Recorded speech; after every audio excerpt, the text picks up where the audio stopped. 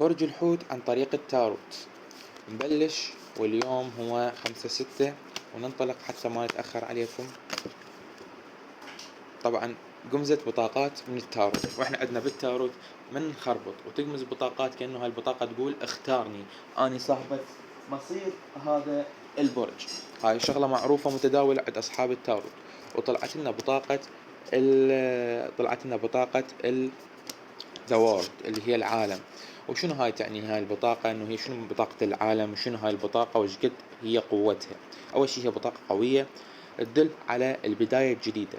طبعا الصورة اذا عرضها قدامكم هتلقون هنايا كأنه شخص بلش جديد كمولود جديد. شايفين الطفل اول ما يجي للدنيا، نفس الشيء هنايا مولود شخص جديد بقوة جديدة بعزم جديد. هنايا تدل هاي البطاقة على الاستمرارية والقوة والبدء. يعني البدء بمعنى شنو؟ انه انت اذا حاليا تبدي بمشروع فحاول تبدي بيه بكل قوتك.